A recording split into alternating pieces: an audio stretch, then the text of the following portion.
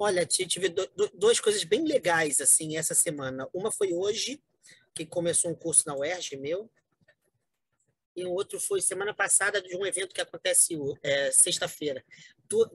O Roberval vai gostar dessa. Eu tenho um aluno na UERJ que é professor da UERJ de enfermagem, e ele criou um grupo de pesquisa sobre religião e saúde. Ele é professor, é, ele dá a aula numa área que permite fazer essa comparação. Então, ele vai a várias casas religiosas e faz pesquisa assim muito legal, mas muito legal. Pesquisas quantitativa e qualitativa, sabe? E, então ele vai muito a terreiro, ele vai muito à igreja pentecostal, ele acompanha assim. Então ele tem um grupo de pesquisa assim que acompanha essa relação de doença, religiosidade e cura, sabe? É bem legal. E ele é um cara super aberto e tal. Aí hoje começou um curso meu, ele estava no curso, ele vai fazer, e a gente estava discutindo. E aí eu vou ver se eu já fui chamado para o grupo dele de pesquisa para participar de umas reuniões. Eu vou ver se a gente continua essa parceria e para fazer uns eventos juntos, porque ele tem uma pesquisa muito rica, cara, nos ajuda a pensar muita coisa. E a outra foi uma médica professora da UERJ, do Departamento de Medicina, entrou em contato comigo, porque ela preside um grupo de pesquisas sobre medicina e espiritualidade. E pediu para eu conversar, vou ter uma reunião agora sexta-feira com ela, e ela quer que eu participe lá das pesquisas, faça um acompanhamento e tal. E eles estão querendo fazer umas pesquisas no Hospital Pedro Ernesto. E também fornecer atendimento hospitalar lá. E aí eu falei para ela, não, essa parte aí a gente tem que conversar. Porque essa parte, eu já estava pensando em discutir isso com o pessoal lá da UERJ que eu conheço e tal. Então, são dois grupos de pesquisas sobre essa área, saúde e Excelente, espiritualidade. excelente. Muito... Indica o livro do Márcio. O livro dele é bom. Sim, Esse aqui, até esse aqui, ó. Sim, o Euê, das folhas, né? É. Esse livro é muito legal. Eu comprei no lançamento, muito legal. Mas vamos lá, é porque todas as duas pesquisas têm relação com a espiritualidade, né? Que é o tema que a gente vai começar do livro do Leonardo Boff. Caramba, aqui tá pegando mal. Salage. Cadê?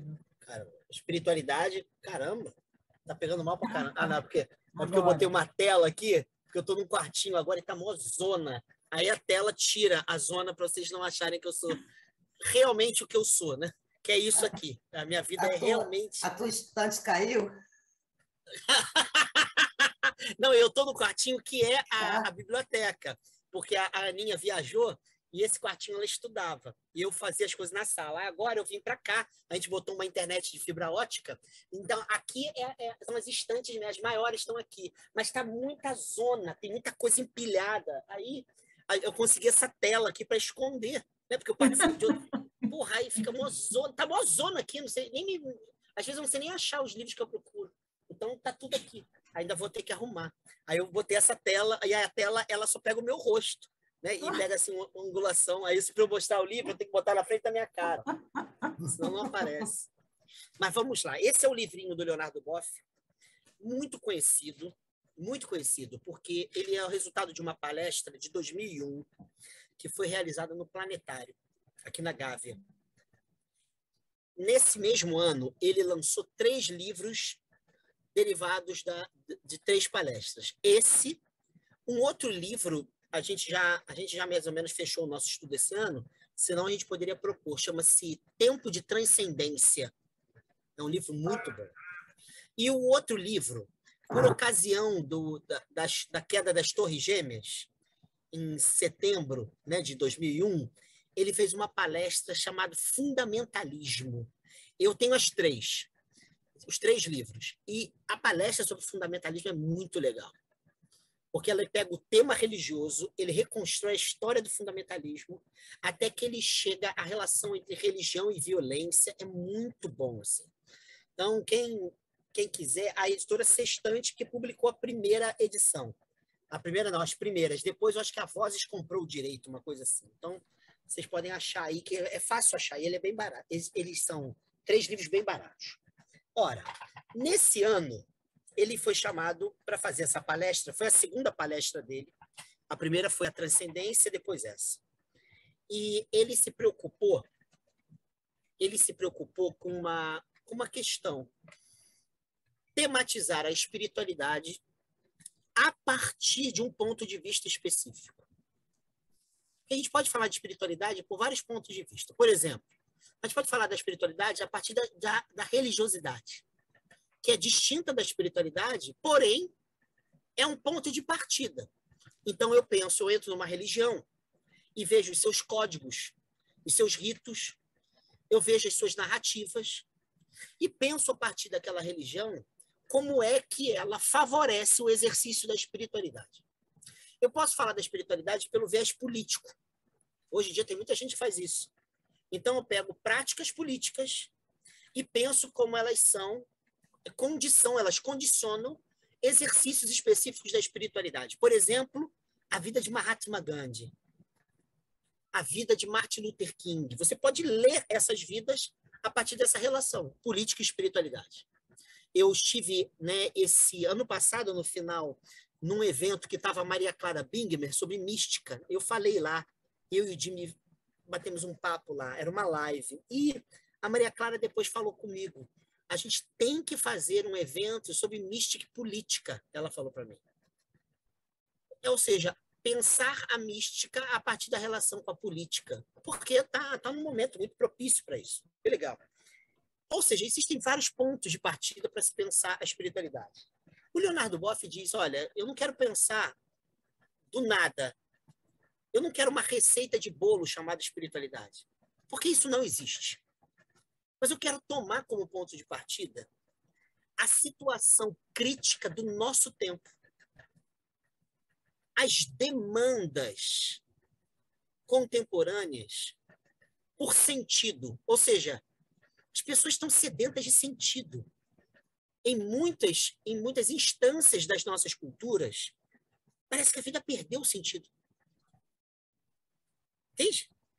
A nossa tradição entrou em crise. Isso, o Leonardo Boff vai falar assim, isso não é mal. Eu não posso falar de início, isso é uma porcaria, isso é uma merda. Ele falou, não, tem muita coisa importantíssima sendo decidida em meio a essas crises. Então, ele vai partir disso. Mas ele vai colocar dentro dessas crises alguns elementos importantes. Se está todo mundo, de maneira bem genérica, assim, sedento por sentido, né? Se a gente está... Parece que a vida precisa de sentido, porque parece que as coisas estão meio quebradas, parece que a vida não flui de uma maneira mais natural, mais tranquila. Isso decorre de que certos sentidos se tornaram hegemônicos. Ou seja, a nossa vida carece de sentidos porque certos sentidos não estão fazendo mais sentido. Entendeu? Quais são esses sentidos que não estão fazendo sentido? O que na nossa vida atual mostra para a gente que está sendo insuficiente? Por que a gente está sedento, esfomeado por sentido, se a gente só consegue estar vivo porque a nossa vida tem algum sentido? O Leonardo Boff está dizendo, porque esses sentidos, para a nossa existência, são sentidos, desculpa o português, eles são uma merda. Eles não estão dando conta. Entende? E aí ele vai falar assim, é só a gente pensar como que a nossa vida se precarizou na cultura do consumismo. A tese de doutorado em teologia do Vitão é sobre Paul Tillich e o consumismo. Então, ele pega um problema muito próprio do nosso tempo e ele dialoga com Paul Tillich para tentar pensar por que o consumismo não dá conta. Não dá conta. Entende? A pessoa é milionária, vai a um shopping qualquer, está meio mal em casa, vai lá e faz compra. A pessoa está se sentindo solitária, vai lá e entra num crediário. Ou seja, por que o acúmulo de bens não dá conta do que se busca através dos bens? Entendeu? E mais, consumo, não sei se alguém já parou para pensar, mas ou já leu alguma coisa sobre, o verbo consumir, ele é um verbo que não tem nada a ver com o que a gente chama de consumo. Consumir significa, ele é muito mais, ele tem muito mais a ver, por exemplo, com a nossa experiência alimentar. Quando eu consumo algo, é porque eu desgasto esse algo. Consumir é desgastar, mas não é a longo prazo, é imediato. Entende? Consumir é isso. Você toca e deteriora. Isso é a lógica do consumo. No fundo, a gente consome energia, a gente consome água, a gente consome sanduíche. Isso é consumo. A Hannah Arendt marca bem essa distinção. Ou seja, o nosso corpo consome. Ele se apropria, ele descarta e ele utiliza aquilo em benefício próprio. Quando a gente compra um copo, a gente não consome, a gente usa. A sociedade de consumo, ela faz uma coisa que é um absurdo. Ela transforma objetos de uso em seres de consumo. Se a gente compra um celular hoje, daqui a um ano, ele está velho. Como a obsolescência ela é programada, ou seja, você programa para que um produto ele se torne obsoleto em pouco tempo. Você compra um carro hoje, daqui a 2 anos você olha e fala, pô, esse modelo já está velho. Entende? Pô, mas isso é programado. Então, a gente tem uma experiência que nunca existiu na nossa cultura. Transformar seres duráveis de uso em seres não duráveis de consumo. Então, a gente está sempre comprando, usando, gastando, lançando fora. Sempre. É um ciclo vicioso. E o sistema é feito para isso, para a gente tratar um computador como se a gente estivesse comendo um prato de feijão. Entendeu? Só é novo no momento da compra. No dia seguinte, um carro que você compra na concessionária zero, custando 40 mil, se você colocá-lo na sua garagem, no mesmo dia, ele já custa 30% a menos. Entendeu? Isso mostra o padrão de cultura. Mas não é só isso. O consumismo, ele leva a um outro problema. Ele forma a nossa subjetividade. A gente vive a partir da lógica do consumo. E o que significa isso? Os nossos afetos, os nossos desejos, a maneira da gente pensar a realidade, a maneira da gente pensar as nossas relações. Tudo isso começa a ser programado pela lógica do consumo. Isso significa o seguinte, vou usar um exemplo. Eu estava há muitos anos no Bennett.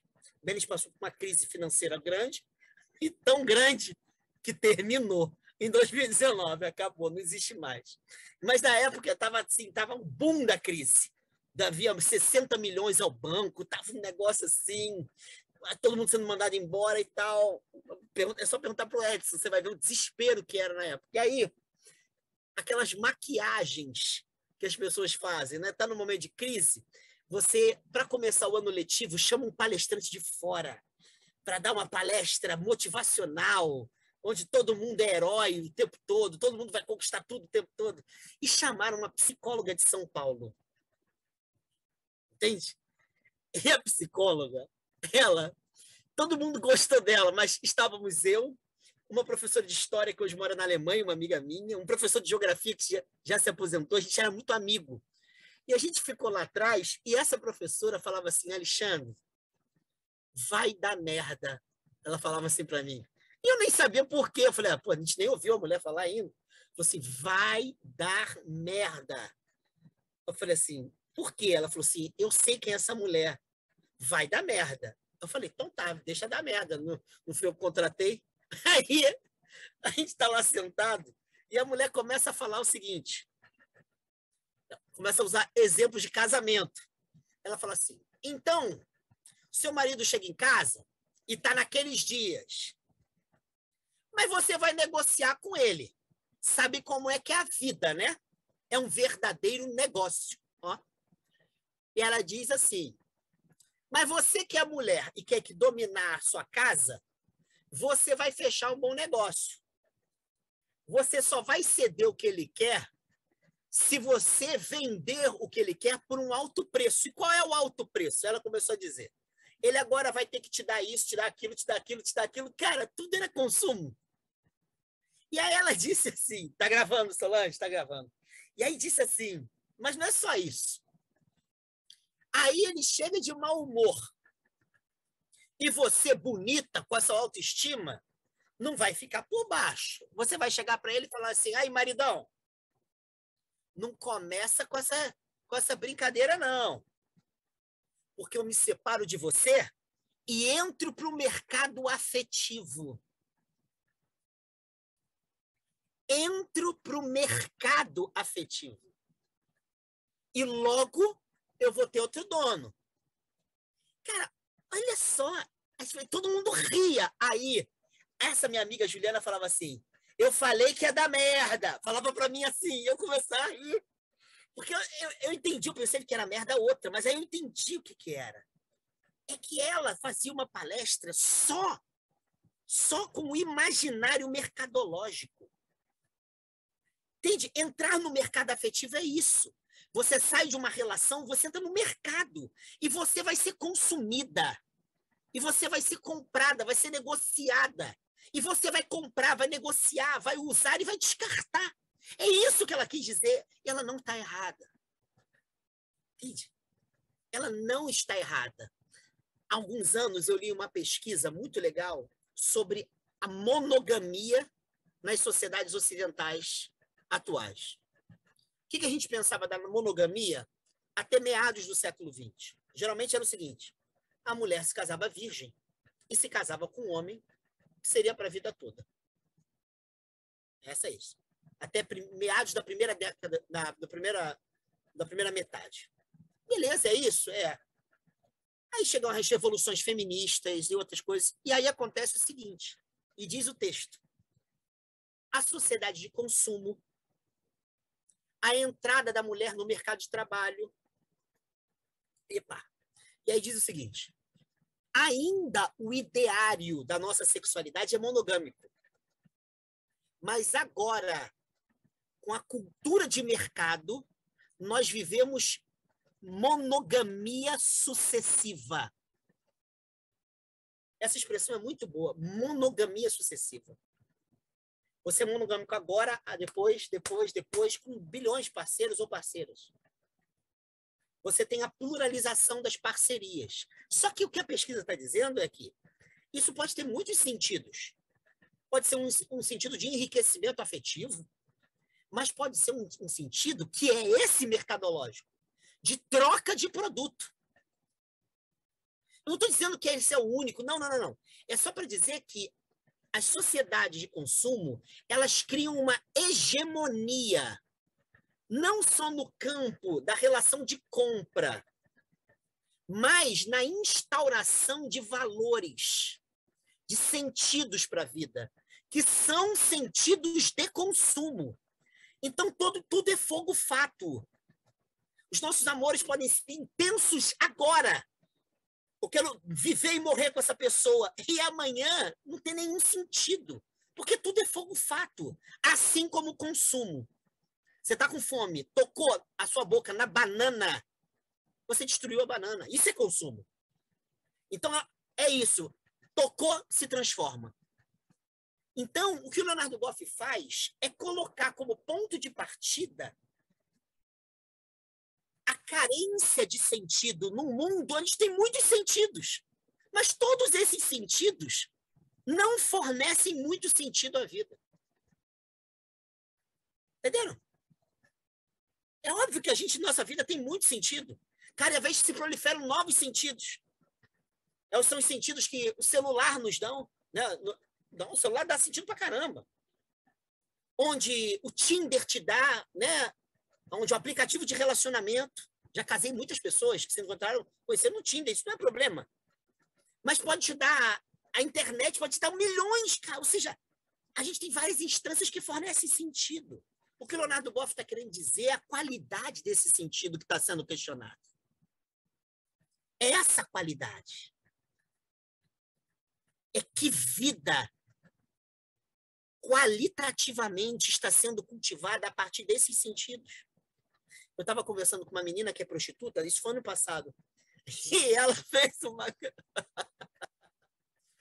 colocação para mim que é genial, genial. Ela estava falando lá sobre relacionamento e tal, e aí falou assim, Alexandre, quando você e a sua esposa forem ao swing, eu esperei ela falar, né? E dei uma risada assim, ela falou, você tá rindo por quê? Aí eu falei assim, eu e minha esposa indo ao swing, é isso que você tá dizendo? Ela é. Porque nunca foi? Aí eu falei assim, agora que você tá me perguntando, ainda não. Aí ela disse assim, então você não é casado. Eu falei, ih, caramba, vou ter que rever as palavras. Talvez eu não seja e nem esteja sabendo, né? Vou chegar em casa e vou falar para ela. Aí ela chegou para mim e falou assim, Alexandre, não tem relação que dure hoje que não passe pelo swing. Ela não tá, e ela falou com naturalidade, que nem a menina, uma outra pessoa conversou com a Patrícia no culto de Natal lá da Vila Mimosa, com uma naturalidade. Eu não estou dizendo que não possa ter relações maravilhosas que passem por swing. Agora, que isso seja um dogma. Ela está dizendo não tem casamento que dure. Entende? É isso. O Leonardo Boff ele não está questionando, dizer, porra, a vida hoje tem muitos sentidos. Ele está perguntando pela qualidade desses sentidos. E se quando ela passa pelo crivo de uma cultura de consumo, os valores do consumo começam a ser os valores que nos dão sentido. Entenderam? Morreu agora, recentemente, Zwinglio Mota Dias. Vocês devem ter conhecido. Pastor presbiteriano Zwinglio Mota Dias, perseguido na ditadura, professor emérito lá da Federal de Juiz de Fora, um cara muito respeitado e muito legal até. E o Zwinglio uma vez contou uma história que eu gostei demais. Ele disse que ele estava celebrando, não sei por onde era aqui no Rio de Janeiro, e ele estava celebrando com uma túnica, igual a túnica católica. E passou uma senhora no final do culto. A igreja presbiteriana tem uma mania de o pastor ir para a porta, cumprimentar as pessoas que estão saindo. E ele foi para a porta e estava cumprimentando. E aí, uma senhora na rua olhou para ele, olhou para a igreja assim, viu o nome e falou assim, essa igreja aqui é evangélica? Ele falou assim, é. Aí olhou para ele, ficou olhando para a estola dele e disse assim, Deus tem poder aqui? Aí ele entendeu, né? E falou assim, tem. O que Deus faz aqui? Aí, ele já sabia o que ela estava pensando. Ele falou, eu vou responder o que ela não está pensando. Olha, Deus, ele tem feito famílias aceitarem seus filhos como são. Tem um garoto aqui que é homossexual, a família começou a aceitá-lo. Deus aqui tem ajudado pessoas a serem mais honestas. Aí começou. Tem gente aqui que não dizia eu te amo para sua esposa.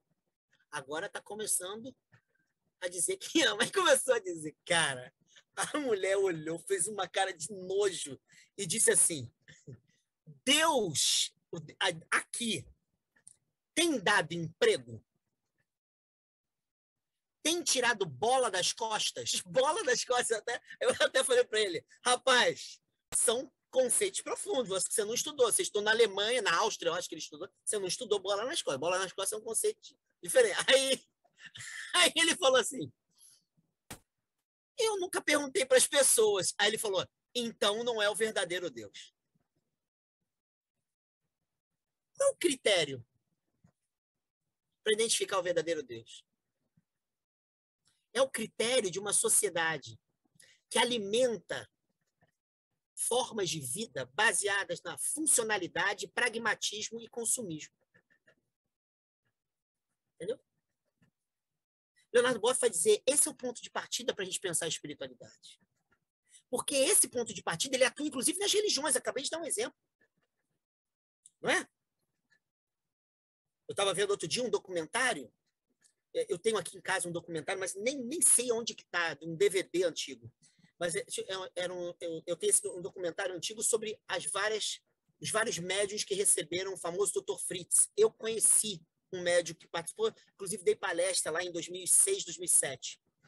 Então, na época, eu consegui esse documentário. Mas aí eu vi que tinha lançado um outro documentário. Eu quis ver. Isso me interessa, assim, por alguns fenômenos desse. Cara, um dos médiuns, cara, o lugar que ele atendia era tão lotado. Era um negócio, era um galpão, assim. E não parava de vir gente do país inteiro. Foi gente de fora e tal. Era um negócio assim. Eu falei, cara, eu vi essa imagem e falei, é isso. Aí, eu tenho uma aluna, que é uma psicóloga, que se tratou com esse médium, com o Dr. Fritz desse médium. E falei para ela, Gi, cara, eu vi um negócio e contei para ela. Eu estou muito impressionada. Ela falou assim, Alexandre, ela teve um problema na cabeça. Ela atribui a cura dela à ida lá. Mas ela nunca quis passar à frente de ninguém e tal. Então, ela disse que as pessoas atropelavam mais as outras, assim, querendo tocar nele, querendo milagre, querendo cura e tal, e que várias vezes ele parava e dava um esporro generalizado.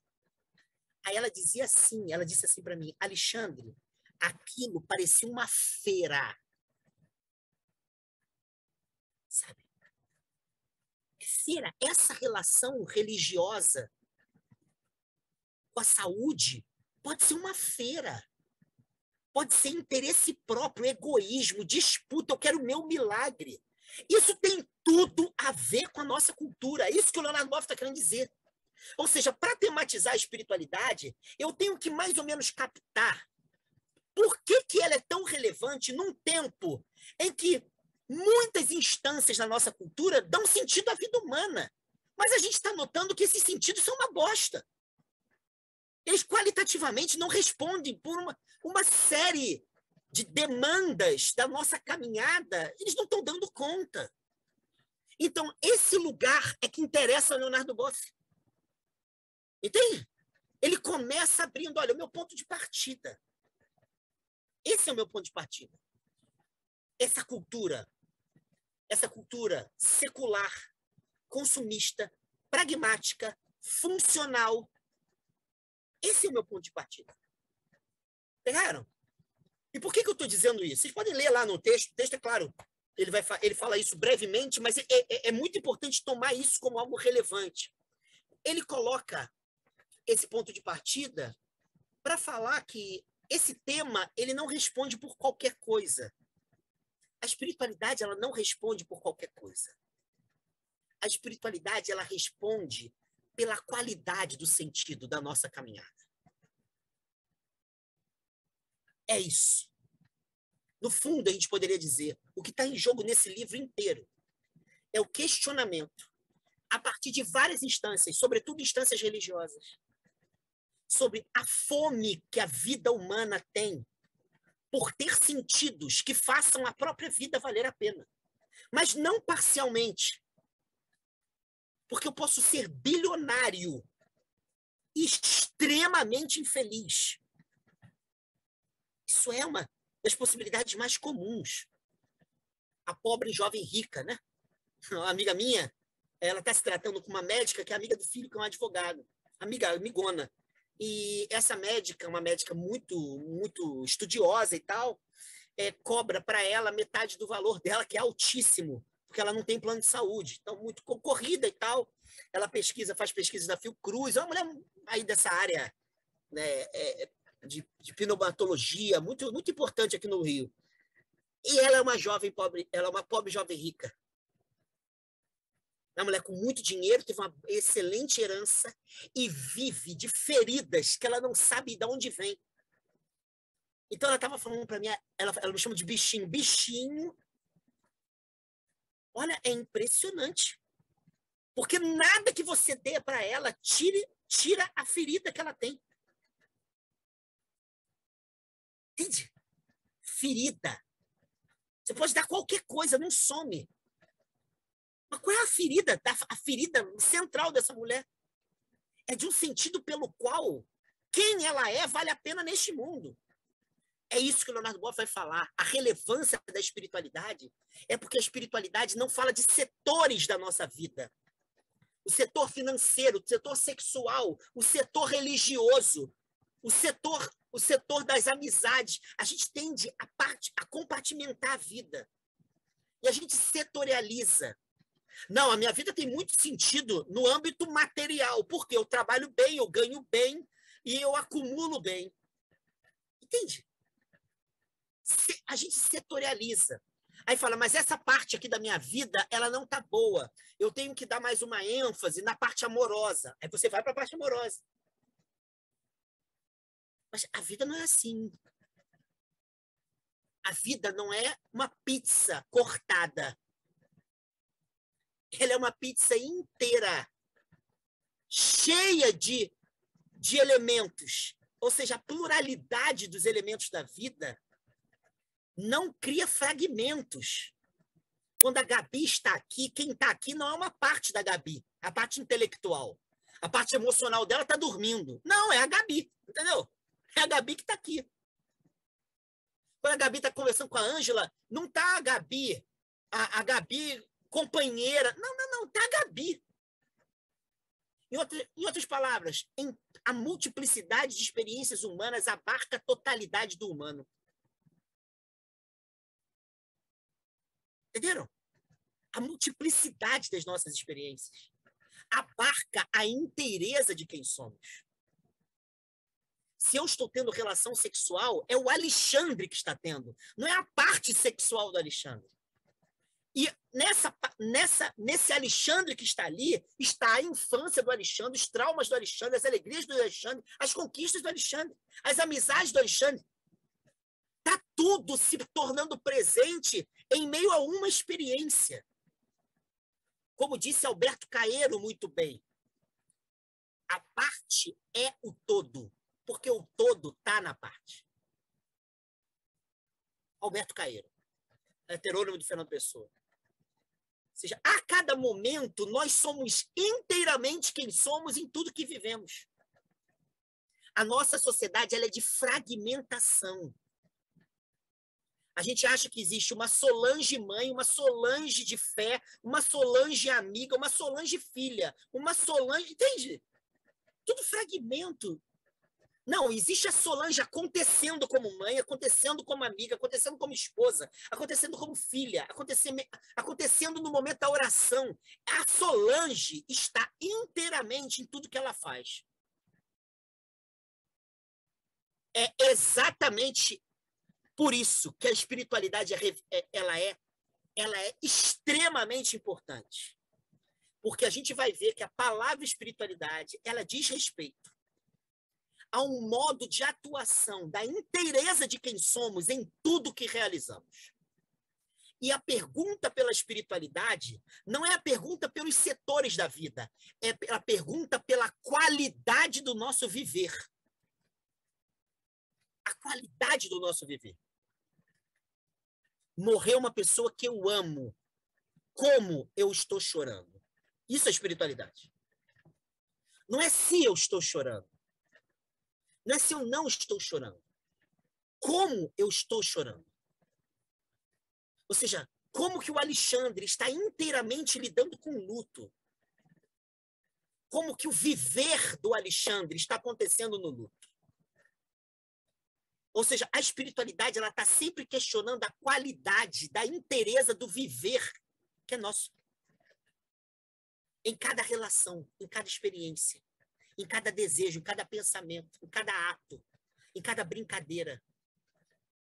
Entendeu a diferença? Como diz o Rubem Alves muito bem, a vida acontece sempre em todas as partes da própria vida. Porque a gente fragmenta, é uma parte aqui, uma parte... Não, a vida acontece sempre. A vida inteira da Gabi acontece sempre, em todas as partes da vida. Todas. A mesma forma a Miriam. Entende? A espiritualidade ela está perguntando pela qualidade do viver, desse verbo dificílimo. Porque ele é muito simples. Viver está inteiramente sendo realizado em cada experiência. Ah, mas eu tenho uma porrada de experiências. Então, é nessa porrada de experiências que o verbo viver está acontecendo a cada vez. Qual é a qualidade desse viver? Qual é o sentido desse viver? Entendeu? Espiritualidade tem a ver com integralidade, não com fragmentação. Essa médica lá da UERJ, que vai conversar comigo sexta, me fez uma questão. Ela disse que é muito importante eu estar presente para ajudar a compreender de maneira mais conceitual essas palavras que são relevantes. E ela disse, a palavra mais relevante para a gente é espiritualidade, porque a gente está falando sempre e não está compreendendo o seu significado. Então, pode-se falar de qualquer coisa. E ela falou assim, eu sei que é algo de muita importância. E é verdade, ela está certa. Espiritualidade não pode ser qualquer coisa, porque não é uma coisa. É a qualidade de um viver. Entende? É a qualidade do viver. O verbo é que está em jogo. Por isso é que ela atravessa tudo sem que se reduza a nada. Porque ela acontece em tudo, sem se exaurir em nada. Acontece em tudo. Acabei de receber, essa semana, de uma amicíssima minha, casada com um grande amigo meu, que eles estão se separando. E ela ficou meses fazendo terapia e tal, fazendo várias coisas. E ela já tinha falado comigo, ano passado, dizendo que as coisas não estavam mais dando, que aconteceu isso. E a gente conversava. E ela chegou lá, depois de tanto tempo lá de terapia, a conclusão que não dá mais. Eles conversaram e tal, assim, ficaram muito doloridos, mas ela disse assim para mim, mas nós somos muito amigos. Eles têm um filho. E falou assim, nós somos muito companheiros.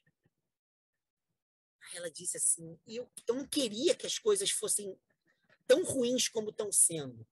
Aí, ela mora no sul, agora ela morava no Rio, foi para o sul. Eu cheguei para ela e disse assim, ela pediu para eu mandar uma mensagem pelo áudio, né? Eu falei assim, fulana, é uma pena que não exista, na nossa tradição religiosa, um rito de término de relação, de casamento. É uma pena. Tem o rito de iniciar, não tem o rito de fechar. Uma pena. Aí eu disse para ela assim, olha, eu não tenho fórmula para isso, mas eu vou te dar um desafio. Tentem concluir o casamento de vocês com a mesma beleza que ele iniciou. Com o mesmo respeito, com o mesmo carinho e com o desejo de que o outro seja feliz. Eu falei assim, tenta isso. Sabe? Aí eu falei assim, mas vocês vão ter que se desapegar e tudo isso tem dor. Aí eu disse o outro lado. Saibam sofrer sem se acusar. Sem que achar que o outro é o culpado pela sua infelicidade. Saibam sofrer sem se acusar, sem se odiar. Entende? Ou seja, onde está a espiritualidade aí? Está nessa arte de transformar o adeus em algo que seja respeitoso, sabe? Que torce e deseja a liberdade e o caminho do outro, com felicidade, com plenitude. Está na capacidade de sentir a dor da despedida, mas sem acusar, destruir, sabe? Sem se apequenar. Porque a espiritualidade ela não apequena, ela afirma o viver na sua integralidade. Então, é daí o problema da qualidade. Qual é a qualidade desse adeus? Qual é a qualidade dessa dor? Essa dor pode gerar ódio e ressentimento, como grandes relações, quando terminam, geram. As pessoas ficam se odiando anos. Eu tenho uma amiga que é especialista em terapia de casais. Uma vez a gente saiu, eu dava um curso que ela era minha aluna, aqui no Largo do Machado. E entre a minha aula seguinte, eu dava uma aula, acho que era, sei lá qual era o lugar, Ipanema, Leblon, sei lá, e ela tinha que atender, ela atendia no centro da cidade. A gente parava no Árabe, não sei quem conhece o Árabe, a rotisseria, o Árabe do Largo do Machado. A gente ia lá, tem uma das partes de lá, tem uma cadeira, a gente sentava lá e batia um papo. Era tarde, estava vazio. Aí, a Bia, o nome dela, Bia, um dia a gente está conversando e ela falou lá de um casal, cara, e ela começou a rir. E eu falei assim, caramba, Bia, cara, o casal se odeia. Eles faziam terapia de casal, separaram, e agora ela é atendida por ele, a ex-esposa, né? A mulher é atendida por ela, e um amigo dela atende o outro. Legal, beleza. E aí ela falou assim, Alexandre, isso é o mais comum. As pessoas se divorciam, mas não se separam, porque elas se odeiam.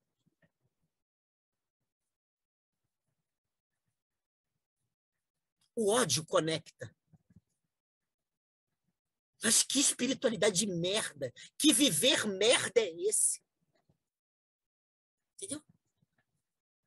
A espiritualidade ela vai qualificar isso. Isso é uma merda. Porque a vida se apequena. Porque o viver se torna curto. Sabe? Porque você se divorciou, mas não se separou. E continua vomitando veneno.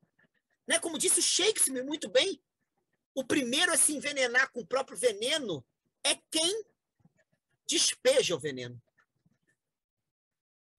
Eu despejei o veneno, sou eu que vou me ferrar. Eu sou o primeiro a me ferrar. É isso, a espiritualidade ela vai qualificar isso. E não tem uma regra moral, vai dizer, não pode. Ela vai dizer, a vida se torna pequena quando as pessoas continuam unidas através do ressentimento.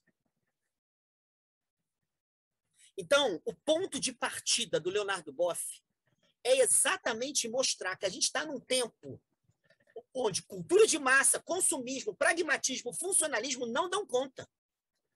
E a espiritualidade, ela se move num registro diferente. É o do verbo viver, e não somente das coisas vividas. É pensar a qualidade do viver em cada coisa vivida. E não reduzir o viver às coisas vividas. A Gabi se tornou, a Solange também, né, que eu estou vendo aqui, sonaram avós. Sonaram avós. Eu não sou avô, mas eu sei pela minha mãe que ser avó não é ser mãe. Eu sei que é. E eu vejo as pessoas. Entende? Imagina se o viver da Gabi e o viver da Solange, a plenitude do viver delas estivesse esgotado na maternidade delas. Elas não veriam nenhum sentido em serem avós. Entende? Então, pensar o viver a partir das coisas vividas é pouco. Pensar as coisas vividas a partir da qualidade do viver, está aí a espiritualidade. Pegaram? E a nossa cultura se divorciou disso. Como a gente setorializa, entende? Então a gente fala trabalho, dinheiro, sabe? Sexo, entende? São as coisas vividas. Mas qual é a qualidade do viver? Parece que você pega a revista Marie Claire, tem uma parte que as sexólogas respondem perguntas. Eu já li Marie Claire, porque eu estava esperando o médico. E eu li Marie Claire. Porra, mas eu li a Marie Claire porque a capa estava dizendo o seguinte: 10 maneiras da vida sexual continuar feliz e ativa depois de 10 anos de casamento. Eu abri para ver, porque eu estava chegando aos 10 anos. Quando eu li, eu falei, a pessoa que está escrevendo isso não é casada, porque está só falando merda. Porque eu cheguei para a Rosana, quando eu saí de lá, falei, Rosana, você tem que ler a Marie Claire, porque a gente está na merda. E eu estou pensando, e estava dizendo lá que a gente tem que transar. Eu falei isso para a Rosana, está escrito mesmo, porque isso vai combater, prevenir várias doenças possíveis, inclusive câncer de próstata. Eu não quero ter câncer de próstata, Rosana. Aí a Rosana falou assim, se depender de mim, né?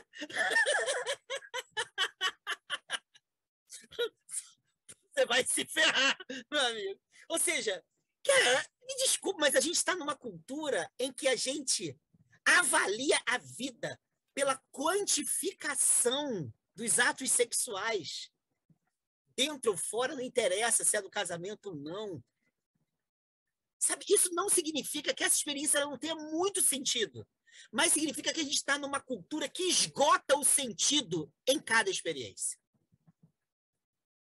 Entendeu? Por isso a compulsão da compra. Eu compro, esgotei. Amanhã compro, esgotei, esgotei. Cara, mas isso é muito pequeno. Entendeu? Então, interpretando Leonardo Boff, eu diria, a gente está na cultura da quantificação do vivido, mas não da qualificação do viver. Claro? Isso atravessa as nossas religiões. Eu obtive tantas graças, tantas bênçãos. Tá de sacanagem, é isso? Então fala para o Gandhi, que ele é um merda, porque ele diz na autobiografia dele que a vida da fé dele nunca esteve atrelada a milagres. Porque nada de espetacular na sua vida aconteceu que lembre um milagre. A não ser as relações de paz e de compaixão com quem sofre. Ele diz isso na autobiografia. Então você tem que falar para o Gandhi, a sua fé é uma merda. Você tem que falar para ele. Entendeu? Porque não obteve os resultados. Porque você não teve a quantidade de tais experiências. Agora, se você analisar o Gandhi pela qualidade do viver, que atravessa cada experiência dele, aí o buraco é mais embaixo.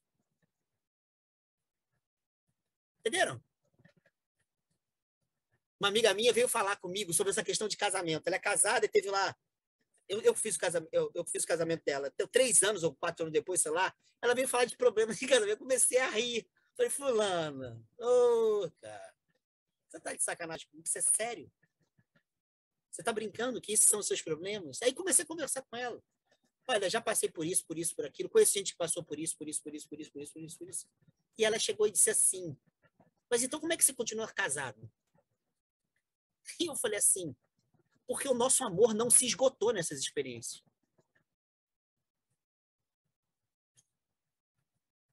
Porque se eu reduzisse o meu amor a essas experiências, algumas delas dolorosas, alguns descaminhos, entendeu? A nossa cultura é uma cultura disso, do esgotamento em setores, em certas experiências particulares que se absolutizam. A espiritualidade, ela acontece em cada experiência, mas o sentido que se revela na espiritualidade não se esgota em cada experiência. Entenderam? Daí a urgência de se pensar e exercer a espiritualidade. Pegaram a sacada do Leonardo Boff? Gente, vocês podem ler, o texto é simples. Eu estou interpretando, porque eu sei o que vem depois, e eu conheço outras obras dele onde ele escreveu o que eu estou falando, entende? Ele tem várias obras assim, teologicamente densas, onde ele tematiza a espiritualidade dessa forma que eu estou tratando, entendeu? Então é só para ajudar a compreender melhor esse conceito.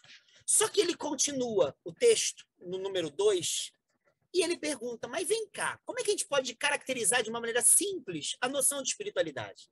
Ele fala, olha, eu não vou usar a minha, a dele é essa que eu estou usando aqui. Mas ele vai falar da dele através de uma outra pessoa, que é o Dalai Lama. Eles já estiveram juntos várias vezes, já participaram de encontros que foram organizados pela ONU. Inclusive, ele cita lá na frente do livro uma história dele com o Dalai Lama que a ONU organizou lá em Berlim, na Alemanha.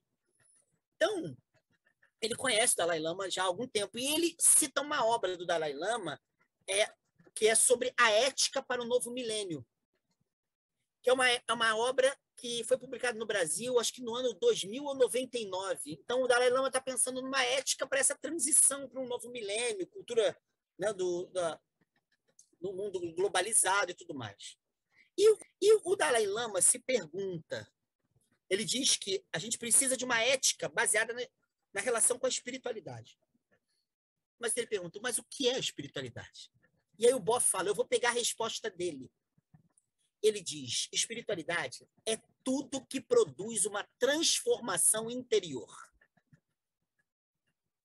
E aí o Leonardo Boff repete um diálogo dele com um interlocutor, que ele fala, que pergunta para ele assim, mas vem cá, eu pratico uma religião, então eu já pratico a espiritualidade? Ele falou assim, pode ser que sim ou não. E ele diz por quê? Ele fala, olha, a religião ela tem a ver com certos códigos, ritos, certas práticas que aparecem para uma cultura como um caminho para a salvação, para a felicidade, para a redenção. Ou seja, tem a ver com codificação cultural. Pode ser que a pessoa consiga transformações interiores através dessa codificação. Pode ser que a religião seja só cacuete e que não tenha nenhuma transformação interior. A pessoa se torna um autômato porque segue aquilo ali de olhos fechados. Entende? Então, ele vai falar, não. Mas no que consiste a transformação interior? Essa vai ser a pergunta. Porque o Dalai Lama é um budista, lamaísta, e lá a noção de interior é diferente da nossa. Não é um interior escondido, nada disso. Ele vai dizer, o Leonardo Boff vai falar que o que ele entende por transformação interior diz respeito a transformações estruturais. E aí Leonardo Boff diz assim, existem transformações e transformações. Grande parte das nossas transformações são quantitativas e epidérmicas. Então, tem gente que muda de casa, mas não muda quem é porque mudou de casa. Tem gente que muda de religião, mas não muda quem é porque mudou de religião. Trocou a roupa, mas é o mesmo corpo. Para usar uma metáfora. Então, o Leonardo Boff vai falar, isso não é espiritualidade. Espiritualidade é transformação do sentido, do valor, ou seja, é transformação qualificadora, qualitativa. É isso que diz o Leonardo Boff. Entendeu? Transformação qualitativa. Exatamente o que eu disse anteriormente. E aí perguntam ao Dalai Lama, mas a espiritualidade muda ou é sempre a mesma? E ele fala, os tempos mudam, os seres humanos com ele e a espiritualidade com os seres humanos e com o tempo. E ele diz, não é o ser humano que deve se ajustar à cama, é a cama que deve se ajustar ao ser humano. Não é o ser humano que deve se ajustar à roupa, é a roupa que deve se ajustar ao ser humano, ou o cobertor, por exemplo. Ele usa o exemplo da coberta. Portanto, a espiritualidade, ela é moldável, ela é elástica. Entendeu? Ela é transitória. A Ivone Gebara diz que uma fé que não seja transitória, em verdade, é uma crença idólatra. Maravilhoso. Uma fé que não seja transitória é uma crença idólatra. É como se você tivesse um objeto da sua certeza. Mas se fé é uma palavra bíblica, ou seja, tradição judaica, cristã e muçulmana, é a palavra dessa tradição muito rica, para a espiritualidade, porque é aquilo que nos compromete por inteiro, né? É assim que Paulo vê a fé, é assim que Jesus de Nazaré vê a fé. Ele vê a fé pela implicação da inteireza humana. Tem um teólogo católico que foi professor da PUC, que tem um livro, acho que o Roberval tem, Unidade na Pluralidade. Esse livro, do Alfonso Garcia Rubio, esse cara é muito bom, muito bom. É um padre, assim, que eu acho top, top, top.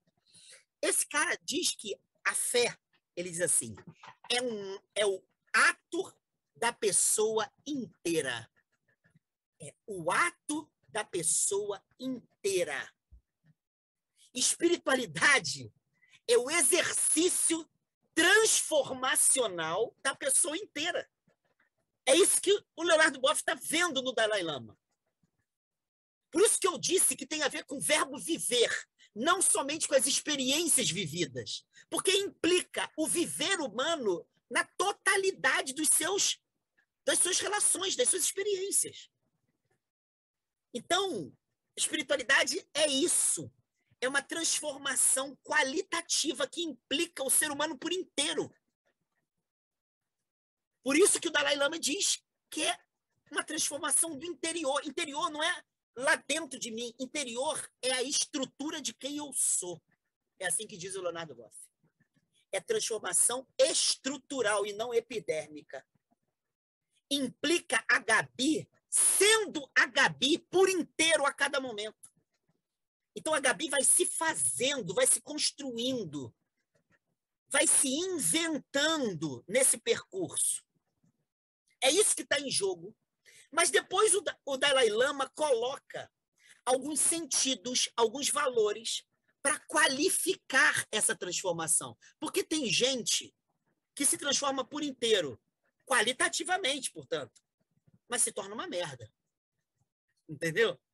Ou seja, transformações estruturais existem, mas que você se torna uma merda. Morreu alguém que você ama, você vai passar a vida inteira agora sendo uma reclamação e uma lamúria constante. Pronto, isso é possível. Mas você não era assim. Mas você se transformou inteiramente. Em quê?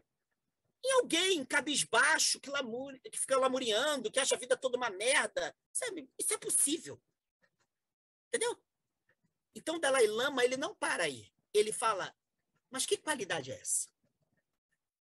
Quais os sentidos que expressam essa qualidade? E aí é óbvio que ele vai usar um referencial dele. Ele é um oriental, ele é um tibetano. Mas é muito legal os referenciais dele. Ele vai falar, torna-nos mais responsáveis, mais retos, mais amorosos, mais compassivos, mais justos. Ou seja, implica-nos em relações que são qualitativamente afirmadoras. Eu afirmo o direito do outro ser e não ser qualquer coisa, ser pleno. Sabe? Eu sou reto não porque sigo um código, mas porque eu tenho retidão de espírito que me faz atuar com responsabilidade em tudo que eu realizo. Então, ele coloca em jogo, o Dalai Lama, valores que qualificam as nossas transformações qualitativas. De que qualidade se trata?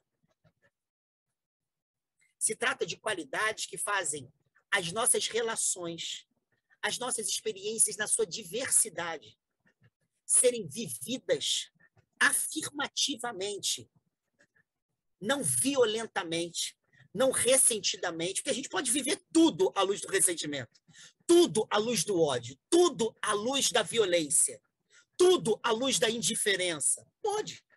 Minha filha está agora, né, graças a Deus consegui que ela fosse para a Bélgica. Meu primo mora lá, então ela está morando com ele, com a esposa, com os filhos. Ela está estudando, ela gosta muito de idiomas, está estudando francês lá. E está querendo estudar outras coisas lá. E ela ficou muito impressionada, porque ela chegou lá. E como ela sabe do trabalho, ela já foi comigo no trabalho de pessoas em situação de rua, a primeira coisa que ela viu é a ausência de pessoas em situação de rua. E aí ela faz uma videochamada e fala assim, pai, eu não vi ninguém na rua. Mas ela falou com espanto. E aí ela disse assim, pai, como a gente vive mal. A gente anda na rua e se acostuma com isso.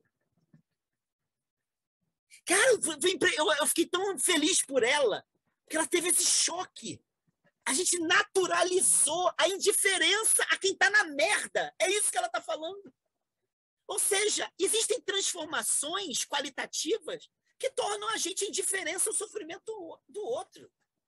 Então, o Dalai Lama e o Leonardo Boff vão fazer questão de falar, não, mas espiritualidade ela não mexe com qualquer qualidade.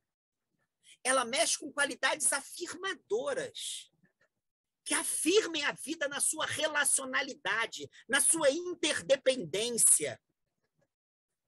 Entende? No fato de que nós não somos ilhas, nós somos pontos de conexão, como diz o Papa Francisco. A gente é ponte, porque através de nós muitos passam. A gente é ponte. Aliás, uma palavra que o Edson gosta muito, né? Que ele fala que João Batista ele não é um ponto, mas é uma ponte, né? Para falar da relação dele com Jesus.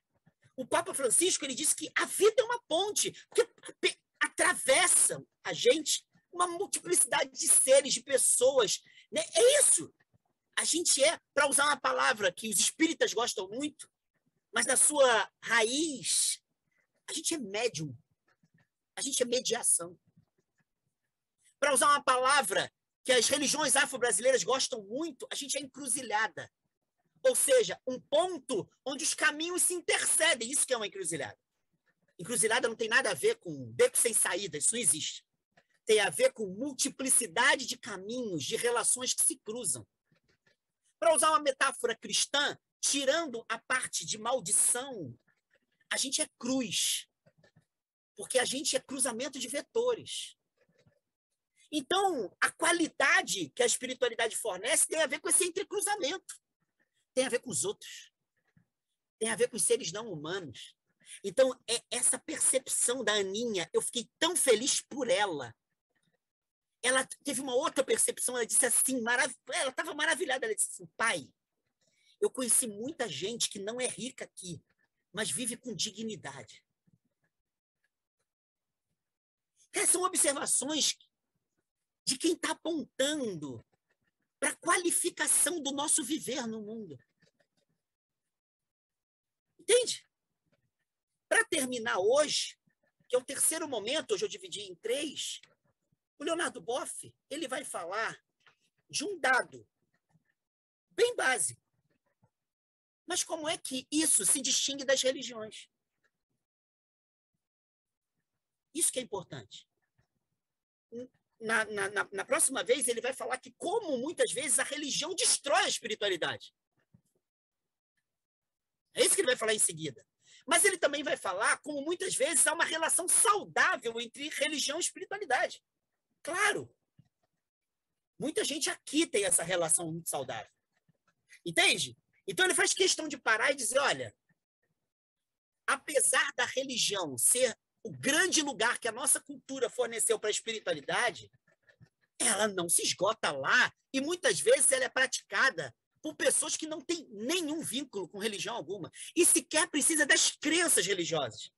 Acreditar no Deus que a nossa tradição cristã diz assim, assim, assada, acreditar em A, em B, em C, em D. Ou seja, não precisa do verbo acreditar, porém exerce a espiritualidade do verbo viver. Ele cita exemplos artísticos.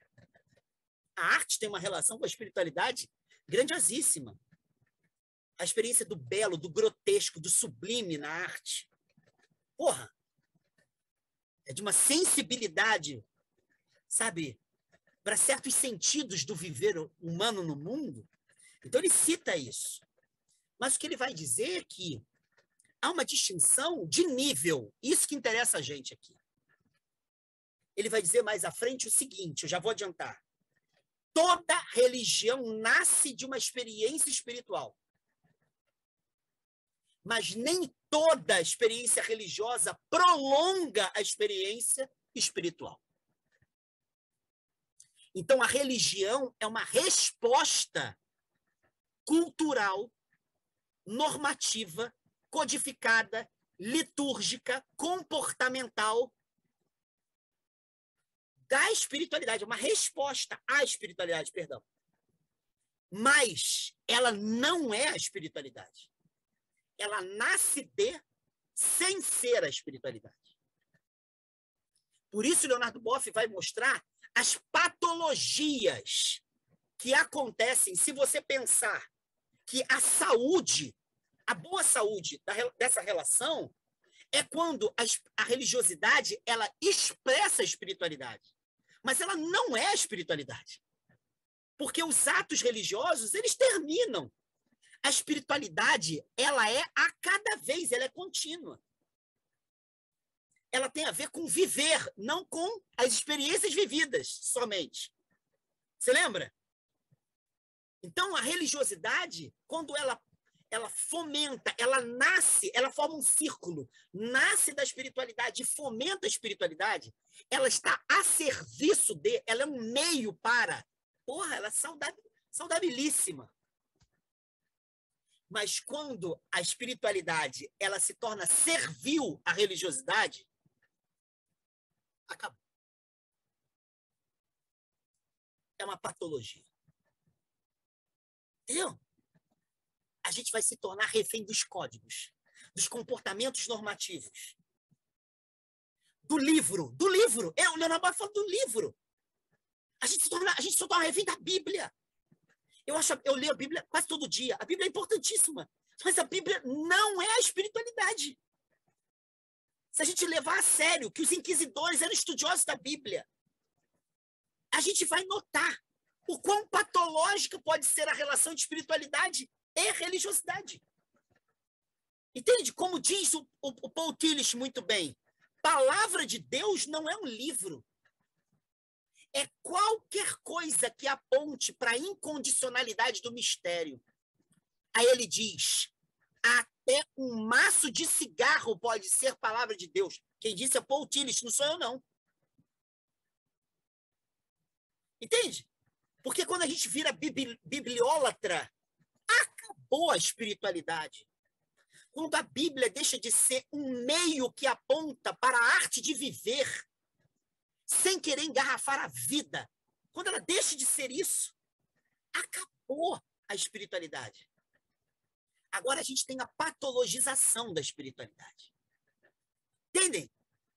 Quando o nosso culto, na ICI, na IRI, em qualquer lugar que seja, quando ele se absolutiza, eu não estou mais na ICI, então posso falar. Quando um coral se torna, ou um pregador se torna, o único portador da espiritualidade, a gente mata a espiritualidade. Me desculpe, eu amo todas as pessoas daquele coral. Não tem nenhum problema pessoal. Mas eu também teria se fosse a igreja da pregação do Jonas, que é o meu grande mestre. Como eu, em Bethesda, várias vezes, quando era muito novo, atendi o telefone, aí a pessoa ligava e falava assim, quem vai pregar hoje? Aí eu sabia quem era, mas não falava. Eu falei assim, ainda não vi. É o pastor Jonas?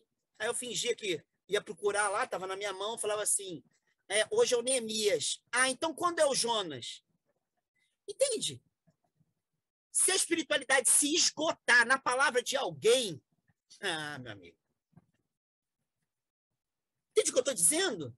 Eu estou falando de alguém que eu amo, hein? Só falei de pessoas que eu amo. Então, a espiritualidade ela é inesgotável, porque ela perpassa, mas ela não se reduz. Então, a diferença é de nível. A espiritualidade é mais radical que a religiosidade. E o lugar da religiosidade é potencializar a espiritualidade. Por isso que uma doutrina religiosa, ela não tem um sentido em si. Ela tem que ter sentido para a espiritualidade. Então, ela tem que dizer o seguinte, a Miriam, ela se tornou testemunha de Jeová e aderiu a uma doutrina. Claro que não tem uma doutrina. A Odília aderiu ao espiritismo. Aliás, os próprios espíritas chamam o espiritismo de doutrina espírita. A Miriam e a Odília, elas podem agora sair no tapa. Porque uma está defendendo que a sua doutrina é mais verdadeira. Se acontecer isso, acabou a espiritualidade. Por quê? Porque a pergunta da espiritualidade é o seguinte, Miriam, como você está vivendo ao aderir a essa doutrina? E não é vivendo só no culto das testemunhas de Jeová. Não é só vivendo a leitura da tradução bíblica, que é diferente das testemunhas de Jeová. É como é que você está vivendo o seu cotidiano? Como é que você está falando com o seu porteiro? Como é que você está vendo as pessoas que estão morando na sua calçada? Entende? Essa é a pergunta pela qualidade do viver na sua inteireza. Entende? Portanto, essa questão é muito mais radical, ela está na raiz. Se a religiosidade ela se absolutizar, ela transforma a totalidade da vida num braço dela. Ou seja, ela decapita a vida. E essa vai ser a patologia que o Leonardo Boff vai apontar. A religiosidade deixou de ser um meio e se tornou um fim. Se tornou um fim, ela tem a pretensão de esgotar a vida nela mesma. Acabou. Entenderam? A fé cristã só é espiritual quando ela não se reduz à doutrina, ao rito, à oração, à fórmula, mas ela atravessa isso tudo. Mas ela não se esgota nisso tudo. Senão a fé cristã, vai dizer o Paul Tillich, se transforma em sistema de crença, mas não em espiritualidade. Entenderam as diferenças que eu estou querendo salientar? Pegaram? E isso é muito bom a gente criticar, porque não é falar de mal de pessoas. É tornar lúcida a patologia que muito facilmente surge da relação entre espiritualidade e religiosidade. Muito facilmente. A qualquer momento a gente reduz. A qualquer momento. Entendeu? A qualquer momento a gente cria um ídolo, para usar a expressão judaica, o conceito judaico-cristão. A qualquer momento Jonas vira um ídolo. A qualquer momento a música vira um ídolo. A qualquer momento a Bíblia vira um ídolo. E se houver ídolos, morre a espiritualidade. Aí a gente mata, aí a gente odeia. E vendo nisso tudo sentido, hein? Isso que vai ser o pior, a gente ainda vai ler sobre isso. Quando a religiosidade se relaciona de maneira patológica com a espiritualidade, a gente vai ver sentido nessa morte. A gente vai ver sentido na briga, no ódio. A gente vai ver sentido em afirmar sua verdade, matando a verdade do outro. A gente vai ver sentido. A questão que a gente não vai ver é a qualidade desse sentido. Entendeu? Obrigado, Solanginha. Entenderam o que eu estou falando? A gente não vai ver a qualidade. A gente não vai conseguir falar. Gente, a gente está brigando por quê? Por causa de uma música. A gente está brigando por quê? Porque o pastor não falou A, falou B.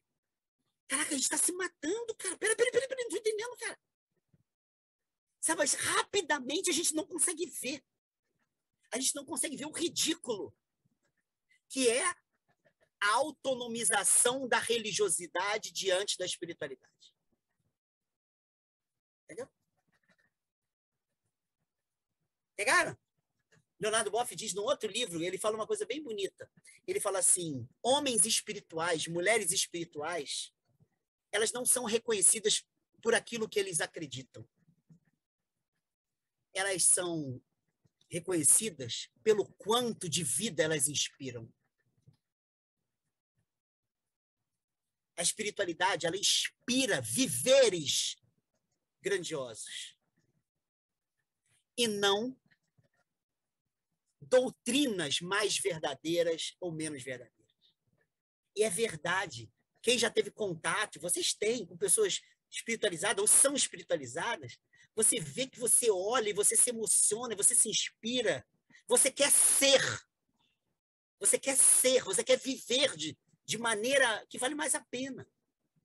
Entende? São essas inspirações que faz a gente olhar e falar assim, pô, minha relação com a minha casa mudou, desde que eu conheci a fulana, pô, ela me inspira tanto. O Leonardo Boff usou uma expressão que eu acho muito bonita, ele diz assim, essas vidas, as vidas espiritualizadas, elas são seminais.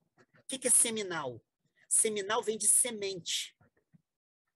Então, elas são sementeiras. Então, quando a gente se relaciona com uma pessoa espiritualizada, é como se ela plantasse uma semente para que a gente vivesse de maneira mais grandiosa. Entenderam? Pegaram? Então, o livro do Leonardo Boff é só sobre isso. Mais nada.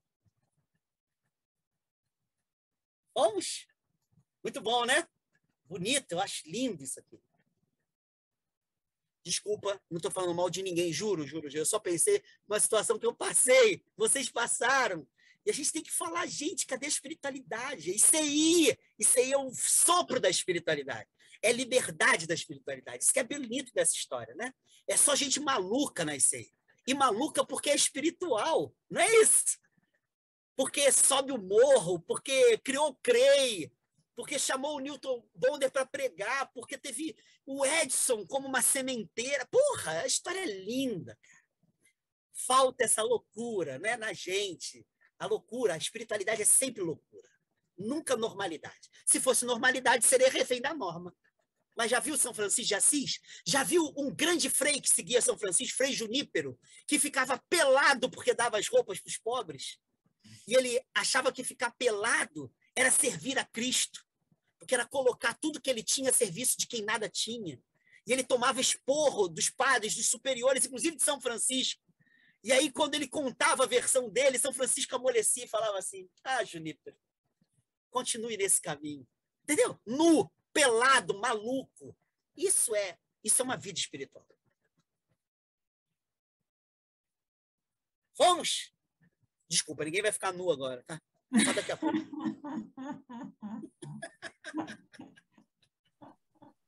Maravilha, gente. Maravilha.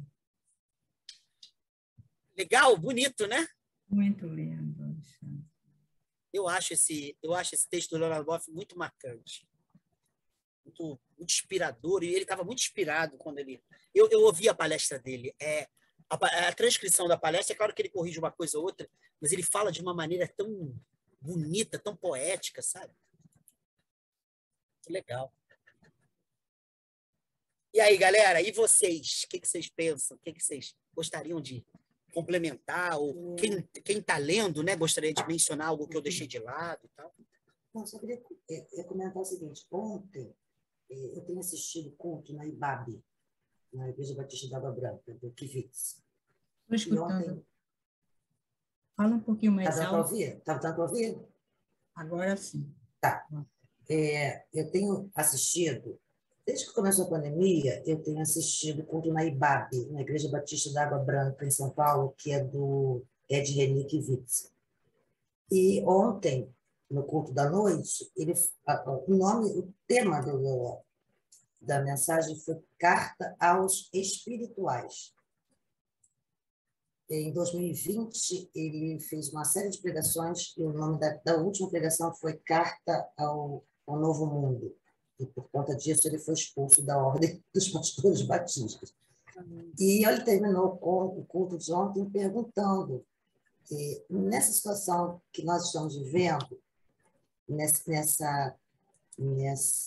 fato desse menino aí, congolês, que foi assassinado, na situação dos moradores de rua, na situação do Brasil de hoje, onde a propaganda é que armas salvam vidas e vacinas matam, qual é a espiritualidade que essa gente está vivendo?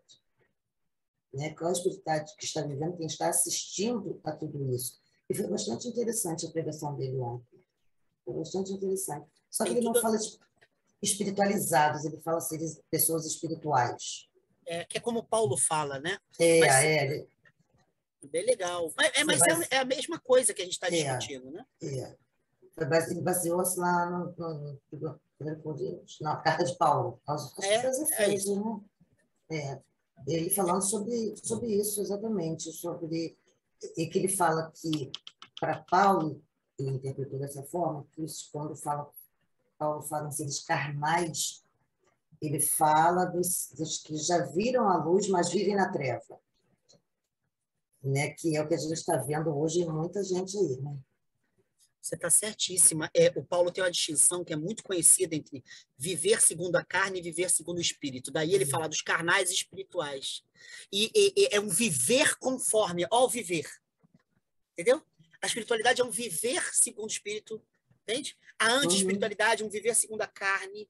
E já conheceu a luz, vive nas trevas como se fosse a luz. Esse é o detalhe. Entende? Que é quando a religiosidade mata a espiritualidade, é isso. Você acha que você está sendo super espiritual, mas você está matando todo mundo. Você está agredindo, você está sendo violento, você está sendo uma pessoa, sabe, vou usar essa expressão psiquiátrica e psicanalista, você está sendo perverso. Mas você está achando que você está sendo super, mas não está, não. Entende? Então, esse discernimento da qualidade, é isso que Paulo está dizendo. Quem vive segundo o Espírito, o Paulo diz isso, consegue discernir. A espiritualidade, ela discerne, sabe? Desculpa, a gente fala separa joio do trigo. Eu vou falar um português mais claro, sabe? A gente separa o que é merda e o que não é. A gente está vivendo muita merda, como se fosse caviar, sabe? Não, é merda. Alguém tem que falar, gente, isso aqui é merda, você está comendo cocô. Mas não, é caviar, acabei de comprar. Não, cara, você comprou cocô. Alguém tem que falar. Entende? Mas isso não é produto de uma doutrina, é produto de um viver. Viver segundo o Espírito. Só quem vive a espiritualidade sabe separar joio de trigo, sabe ver, sabe falar, não, essa qualidade é muito pequena, isso aqui não vale a pena. Entendeu? Então, o que eu gostaria de ressaltar hoje é que a gente vai estudar uma obra que nos abre o nosso ano de estudo, que tem muito mais a ver com a arte de viver do que com as certezas das nossas crenças. Espiritualidade é muito mais arte de existir. E por isso é que a gente é tão analfabeto quando a gente entra numa igreja que nos ensinou em que se acredita, para onde se vai. A gente conhece um código. O código é muito importante, mas não é o viver segundo o espírito, saber o código. E até se adaptar ao código. Não, não, não. É esse viver aí que você está falando, é ser o espiritual que o René está falando. É exatamente essa questão. É um viver. É um viver. É a qualificação de um caminho. Esse que está interessado para a gente. E hoje, eu uso isso muito na minha vida hoje. Eu não quero saber muito bem que meus amigos do candomblé acreditam. Eu até estudo isso. Eu até gosto. Mas quando eu estou com eles, eu quero compartilhar viveres no plural. Eu quero comer, quero sentar à mesa, quero ouvir experiências. Quero ver como é que eles resolvem tais questões, como é que eles vivem, como é que eles são mais leves. Né? Vou citar uma para terminar. Né? Eu ainda tenho uma aula agora. Eu tenho uma amiga minha, uma pesquisadora, eu não sei se acontece para vocês, ela esteve na Bahia e ela foi entrevistar uma Yalorixá, uma mãe de santo, mas ela também pesquisou igrejas pentecostais na vida dela, e ela ouviu uma conversa na cozinha, que ela é maravilhosa. Uma mulher estava lá cozinhando, conversando com um cara, e num sábado de manhã, e ela esperando lá, Yalorixá, ouvindo a conversa, e a mulher falou assim, ô fulano, ontem à noite foi boa. Ele falou, é mesmo? O que aconteceu? Ele falou, ontem eu beijei foi muito lá no Pelô. Aí ele falou assim, ô fulana, para com isso, tal. Ela falou assim, não, mas não beijei porque eu quis, foi por causa de Yansan. E aí ele virou e falou assim, Yansan ou você? Aí ela falou assim, se fosse por mim, eu estava dormindo. Aí, essa minha amiga, e eles riram, sabe? Essa minha amiga, ela ouviu isso. Para você ver, ela não estava ouvindo uma doutrina, ela ouviu e comparou imediatamente como se ela fosse a Igreja Assembleia de Deus e tivesse um assunto na cozinha. Imagina uma mulher numa Assembleia de Deus na Bahia falando assim, ontem à noite foi que foi. Por quê? Porque eu beijei foi muito no Pelô. Aí falou assim, minha filha, cuidado. Ela falou assim, não fui eu não, foi o Espírito Santo. Entende? O que ela quis dizer com isso? Que quando ela ouviu aquela fala, ela diz assim, essa maneira de viver jamais teria a ver com esse outro código que impediria a possibilidade dessa fala. Então, o que ela estava dizendo é, jamais você ouviria risadas numa cozinha da Assembleia de Deus com alguém dizendo que beijou muito no Pelô porque o Espírito Santo estava afim. Entende? Então, um ouvido que esteja interessado na espiritualidade, ele não vai ouvir a retidão da doutrina. Ele vai querer enxergar qual é a qualidade do viver que está em jogo naquele riso. As pessoas estavam rindo de uma brincadeira. Não foi Yansan que beijou, foi ela que desejou. E eles estavam brincando com esse desejo. Eles não estavam culpando o desejo. Entendeu? Então, hoje, quando eu estudo espiritualidade, eu estou interessada nisso. Esse riso faz toda a diferença. Esse riso jamais estaria de joelho pedindo perdão. Porque ali tem a alegria de quem desejou. Eu não estou dizendo que isso tem a ver com outro código. O candomblé não tem esse código. Mas a gente poderia questionar a nossa espiritualidade. Será que a gente seria capaz de rir do beijo no Pelô? Ou será que a gente estaria acusando quem beijou no Pelô? Entendeu? Espiritualidade tem outras perguntas. E elas são mais radicais do que as perguntas da nossa religiosidade. Beleza? Vamos que vamos, hein? Esse mês é esse livro.